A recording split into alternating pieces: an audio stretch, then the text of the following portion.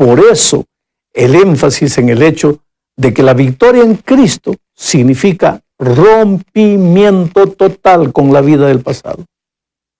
Leamos lo que dice Efesios capítulo 1, versículos 18 al 22.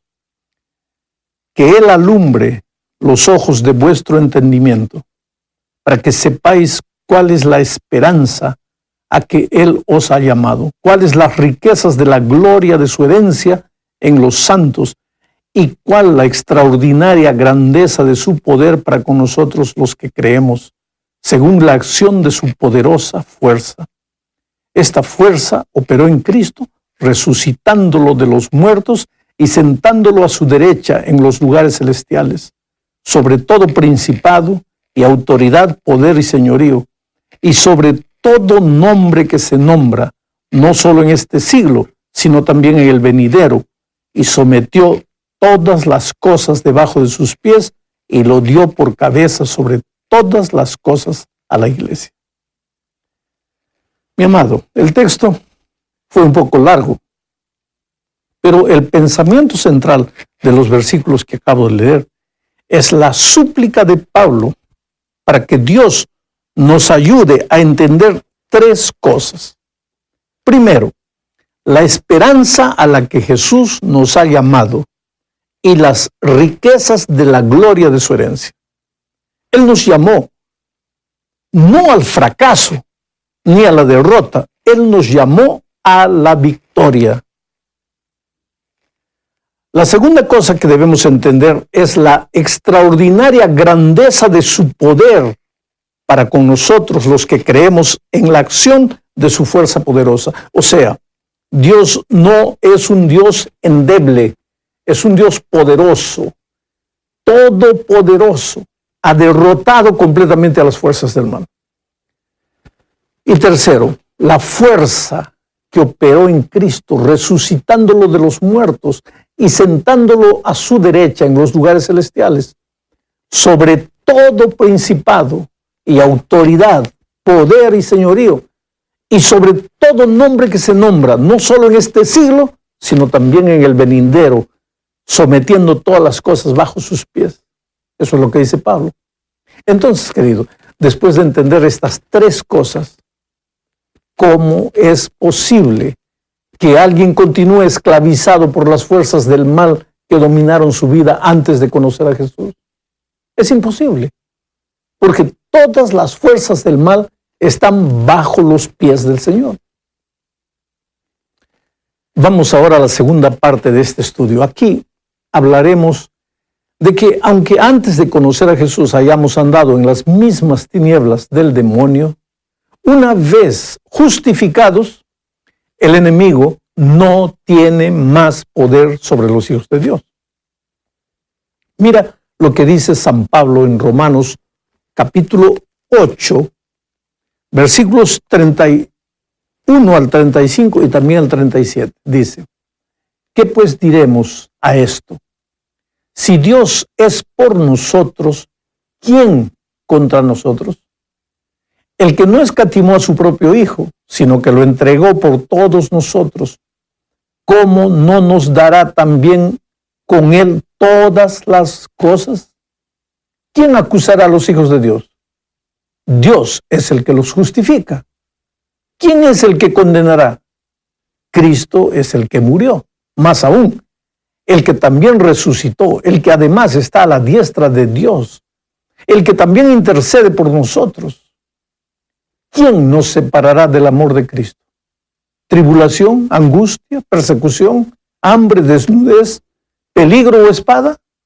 Antes, en todas estas cosas somos más que vencedores por medio de aquel que nos amó. Amigo querido, me impresiona la promesa divina. El otro día, en una reunión evangelística, el enemigo tomó posesión de una persona que había lidiado con la hechicería toda su vida, pero al estudiar la Biblia, esta persona se había dado cuenta que había servido al enemigo de Dios y no a Dios. Entonces decidió entregar su vida a Jesús. Pero cuando la persona estaba viniendo para adelante, entregándole la vida a Jesús, el enemigo la tomó y la arrojó al suelo Ahora, lo impresionante fue la voz que se oyó. Quien hablaba era ella misma, pero su voz era la voz del enemigo y decía: tú eres mía, no pienses que te vas a ir, tú me perteneces. Pero la promesa divina es: ¿quién acusará a los hijos de Dios? Dios es el que los justifica. ¿Quién es el que condenará a un hijo de Dios? Cristo es el que murió por ellos. Más aún, el que también resucitó, el que además está a la diestra de Dios, el que también intercede por nosotros. Ah, mi amigo querido, ¿esto no es maravilloso? No importa lo que hayas hecho en la vida. El momento que le entregas el corazón a Jesús, naces de nuevo. Y a partir de ese momento, el enemigo no tiene más poder sobre ti. Coloca bien eso en tu mente y en tu corazón. Pero la victoria no depende solo de Jesús. El ser humano necesita apoderarse de esa victoria. Por eso, Santiago 4:7 dice lo siguiente: someteos pues a Dios, resistid al diablo y huirá de vosotros. Mira, aquí la palabra resistir puede dar la impresión de que es el ser humano el que enfrentará al diablo y lo vencerá. Pero en el griego original, la palabra resistir es antistemi, que significa literalmente pararse para mirar al enemigo. No necesariamente luchar contra él, sino encararlo, no correr, no huir, no escaparse. ¿Por qué? Creo que Pedro nos da la respuesta al decir en 1 de Pedro capítulo 5, versículos 6 al 9 lo siguiente: humillaos pues bajo la poderosa mano de Dios, para que Él os exalte a su debido tiempo. Echad toda vuestra ansiedad sobre Él, porque Él tiene cuidado de vosotros. Sed sobrios y velad, porque vuestro adversario, el diablo, como león rugiente, anda alrededor buscando a quien devorar. Resistidlo firmes en la fe, sabiendo que los mismos padecimientos se van cumpliendo en vuestros hermanos en todo el mundo. Aquí se usa nuevamente la palabra resistidlo. ¿A quién? Al enemigo diablo que parece un león. ¿Cuál es la parte humana en este texto? Humillarse delante de Dios y confiar en Jesús. Eso es resistir. Pedro dice: resistidlo en la fe. Quiero enfatizar la expresión en la fe. Esto es clave. El diablo es como un león, dice Pedro. Mira, si un día te encuentras con un león de verdad en medio de la selva, no corras. Escucha bien lo que te estoy diciendo, no corras. Estarás perdido si corres, porque el león te alcanzará y te hará pedazos. Por lo tanto, no corras, resístelo. ¿Cómo? Párate y míralo. No te muevas, no hagas ningún ademán, solo míralo, no corras. Con toda seguridad él va a gruñir y se va a marchar. Bueno, la misma cosa sucede con el enemigo. Él está como un león que gruñe buscando a quien devorar. Pero si tú conoces el poder de Dios, si sabes que el enemigo ya fue derrotado en la cruz, y si aprendiste a confiar en el Señor Jesús, el pobre diablo, mira, de ahí viene la expresión pobre diablo, el pobre diablo estará perdido. Claro que el consejo de Pedro fue para los cristianos que en aquellos días sufrían la persecución del diablo a través de los ejércitos romanos. Pero ¿quién estaba por detrás de los perseguidores? Con toda seguridad era el enemigo. Él siempre se disfraza, a veces de cosas bonitas, de experiencias maravillosas, de filosofías seductoras, y otras veces de acciones grotescas. Para él no hay límite. Su único objetivo es destruir la vida de los hijos de Dios. Por eso Pablo aconseja: vestíos de toda la armadura de Dios, para que podáis estar firmes contra las acechanzas del diablo. Bueno, hasta aquí vimos la promesa de victoria de Jesús. No hay motivo para fracasar a menos que nos alejemos de Dios, a menos que dejemos de confiar en sus promesas. Pero ahora veremos el ejemplo de victoria de algunos personajes bíblicos. Esta es la cuarta parte de este estudio. Comenzaremos por los discípulos de Jesús. Leamos San Mateo, capítulo 10, versículos 1, 5, 7 y 8. Dice así: Entonces, llamando a sus 12 discípulos, les dio autoridad sobre los espíritus impuros para que los echaran fuera y para sanar toda enfermedad y toda dolencia. A estos 12 envió Jesús y les dio instrucciones diciendo: y yendo predicad, el reino de los cielos se ha acercado. Sanad enfermos, limpiad leprosos, resucitad muertos, echad fuera demonios.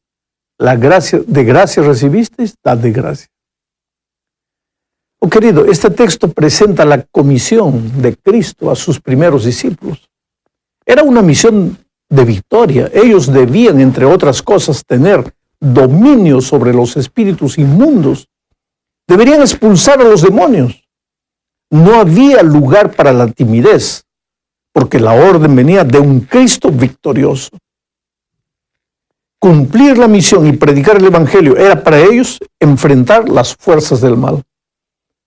Pero ellos lo hicieron. Expulsaron a los demonios, curaron a los enfermos, hicieron muchos milagros. La única vez que no pudieron expulsar a un demonio fue cuando el corazón de ellos estaba lleno de ambiciones, porque querían saber quién entre ellos debería ser el mayor. Sabes que en mis años de evangelista he visto muchas veces la manifestación del enemigo en noches en las que las personas desean entregar la vida a Cristo.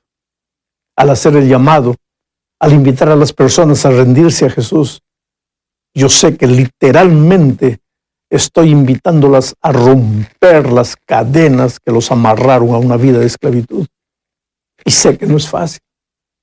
El enemigo, aunque derrotado, continúa vivo y hace todo lo que puede para retener a las personas en la prisión de sus hábitos y costumbres pasadas.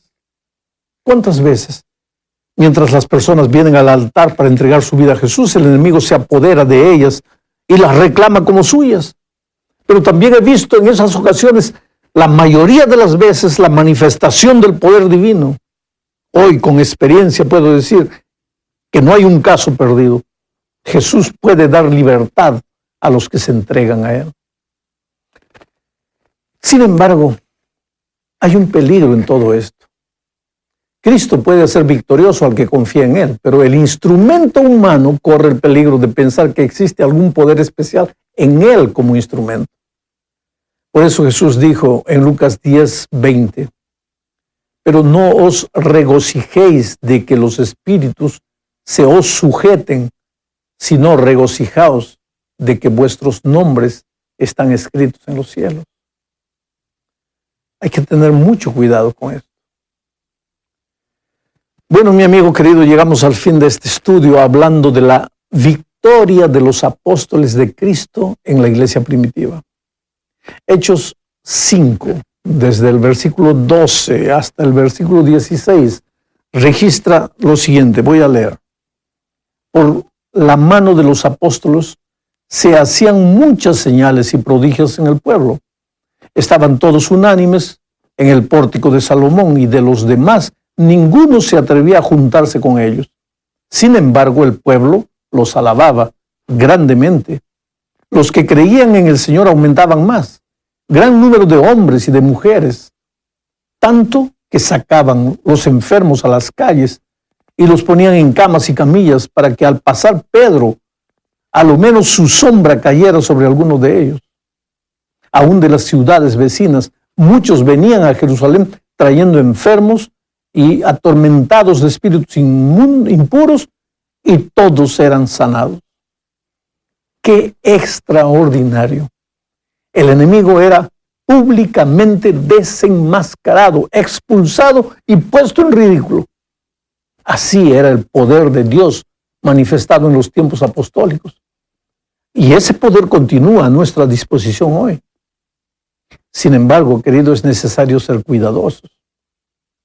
Sabes que un día conocí a un hermano que viajaba de lugar en lugar expulsando, entre comillas, demonios y dialogando con ellos en el momento del show. Porque La expulsión del demonio para él era un show, para la iglesia era un show. Él dialogaba ahí con el diablo y les preguntaba, ¿cuál es el pecado del hermano tal? ¿Cuál es el pecado del pastor tal? Oh, querido, mucho cuidado. No se trabaja, el Espíritu de Dios no trabaja de esa manera. La obra de Dios no es construida por escenas espectaculares. El trabajo del Espíritu es silencioso, pero poderoso. El enemigo no tiene el derecho de interrumpir un culto, pero de allí a ir cazando al diablo hay mucha distancia. La más grande victoria no se obtiene en público, sino en la vida particular.